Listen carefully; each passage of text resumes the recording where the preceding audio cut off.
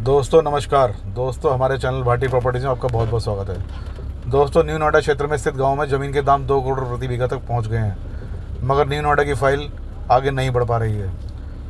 दोस्तों जैसे बताया जा रहा है कि दिल्ली, मुंबई, कलकत्ता, चेन्नई, गुड़गांव, नोएडा, गाज़ियाबाद और मेरठ जैसे महानगरों के बड़े निवेशक न्यू नोएडा में ज़मीन खरीदने की रुचि दिखा रहे हैं। इस क्षेत्र में अधिकतर ज़मीन वेयर हाउस बनाने के लिए खरीदी जा रही है। दर्जनों वेयर हाउस पहले ही बनकर तैयार हो चुके हैं और कुछ तो चालू भी हो गए हैं।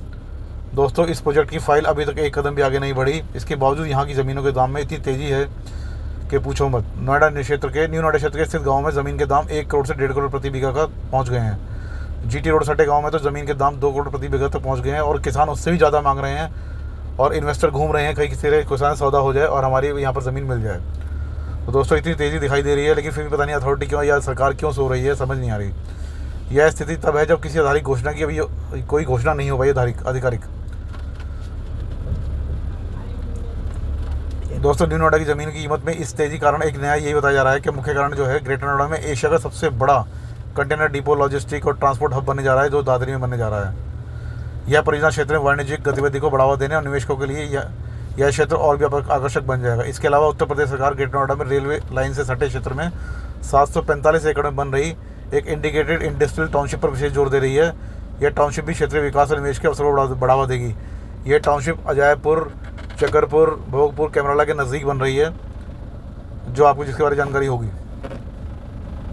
तो दोस्तों जैसा पता चल रहा है, देखा जा रहा है कि इतनी तेज़ी से काम चल रहा है, लोग इतने इस पर इंटरेस्टेड हो रहे हैं न्यू नोएडा में, लेकिन सरकार पता नहीं क्यों अपना ढीले कारण के चल रही है। पता नहीं क्यों ढीली चाल सरकार की इतनी हो रही है, समझ नहीं आ रही इस बारे में। अथॉरिटी सरकार के ऊपर सरकार अथॉरिटी पर डाल देती है कि हम जल्दी नहीं हम चाहते हैं, लेकिन अथॉरिटी धीरे कर रही है। अथॉरिटी कहती है सरकार फाइल पास नहीं कर रही है, जबकि ज़मीन के दाम इतने बढ़ चुके हैं। अब किसान को क्या फ़ायदा होगा ज़मीन का अधिग्रहण करा के?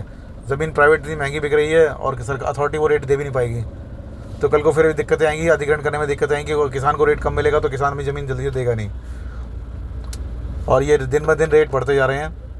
और दोस्तों 2024 में 10% ज़मीन का न्यू नोएडा की अधिग्रहण होना था, जो कि इस साल ज़रूरी था, और वो भी नहीं हो पाया क्योंकि फाइल अटक गई, तो वो भी आगे हो नहीं पाया है।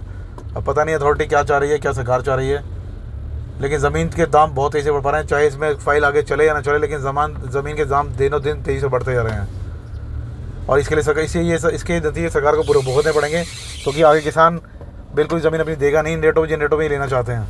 जब किसान को करोड़ों रुपए के ज़मीन के बीघा मिल रहे हैं, तो किसान अपनी ज़मीन को 30 या 35-40 लाख में क्यों देगा? सरकार को इस पर थोड़ा विचार करना चाहिए और लोगों को मुआवजा अच्छे रेट पर बांट देना चाहिए, ताकि आगे इस पर तरक्की बने और विकास हो सके।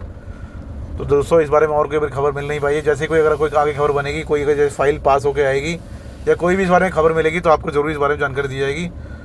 और दोस्तों जिस जानकारी मिली तो मैंने आपको बता दी है, और आगे भी अगर जैसे कोई जानकारी मिलेगी तो आपको ज़रूर बताई जाएगी। दोस्तों नमस्कार, धन्यवाद।